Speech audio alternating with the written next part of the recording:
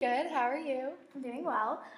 So I just wanted to talk to you today a little bit about your experience at Rockhurst. Could you just tell me why you chose to go to Rockhurst? Well, I chose to come to Rockhurst because it was a small school and I thought that would be good for me.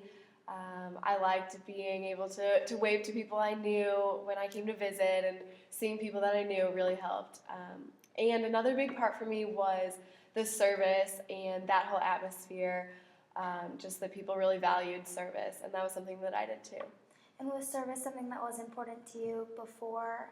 Absolutely, yeah. All through high school, I did various service things, and I went on a mission trip to Nicaragua through my youth group in high school. So service was a part of me, and I wanted to grow more in that too. Did you find that coming to Rockhurst you were able to grow more in learning about service and doing service? Yeah, definitely. My sorority really helped with that, getting me into some service.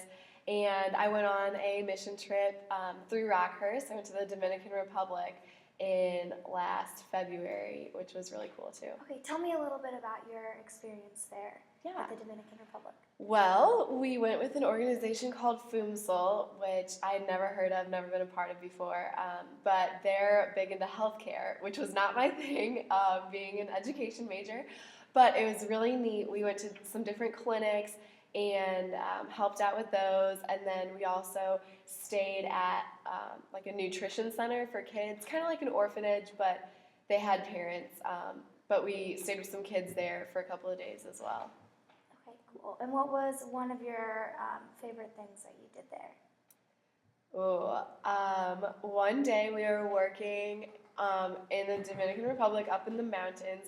It was right on the border of Haiti, and we were helping at a medical clinic, and it was all outside under the trees in the heat, and people were speaking Spanish and Creole because Haiti was right there, and English. We were speaking English, and so it was really chaotic. But after that whole crazy day, then some of the locals that we were with told us that if we just walked a little ways across the river, we would be into Haiti. And so obviously, how could we pass that opportunity up? So we swam across the river into Haiti and took a picture on the other side, and then we were just kind of playing in the river. And so that was a really good memory associated with the DR trip.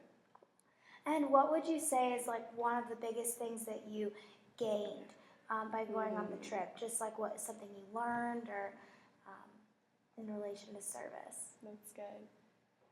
I guess just the idea of service with lots of different people of different backgrounds and environments, and really even though these people were so different than me, and like with their socioeconomic status, with their language, obviously, just the whole environment that they grew up in, but forming the bonds with them and just playing with these kids and loving them and seeing them grow and get to know us too. And I just realized with service that people, and we might be from all different backgrounds and have different interests and likes and everything, but when it comes down to it, we're all the same.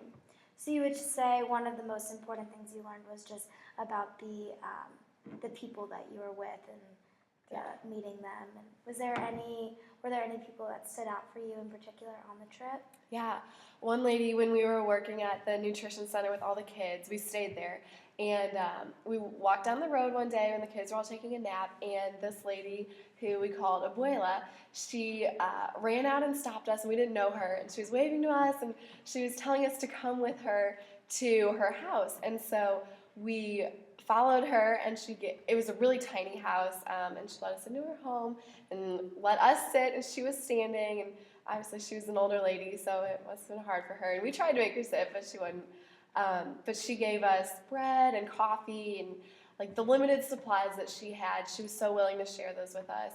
And then her and her daughter were singing songs to us in Spanish, and they were all about faith and just how much God had given them and all the blessings in their life. And it was just really cool to see how happy and excited she was about life when, if we were in that situation, we might think differently.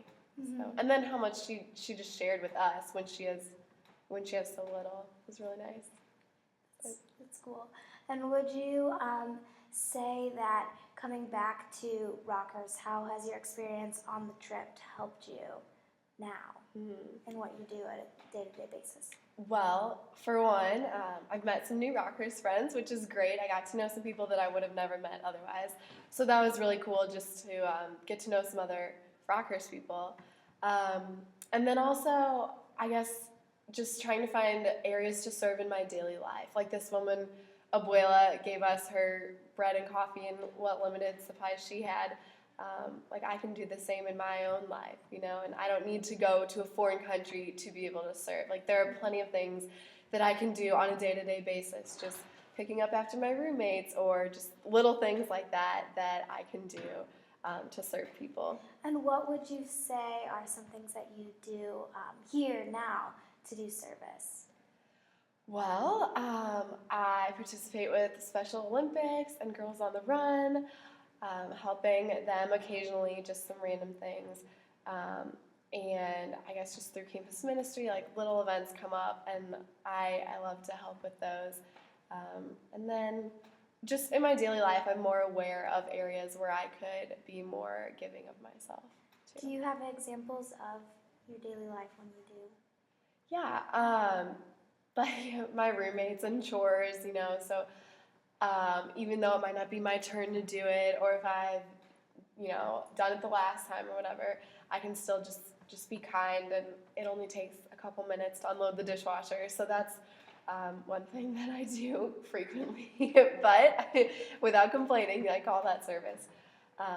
And I'm just going to answer my phone for a sec. Okay, That's good. We can be done. Thanks for the interview. Hello.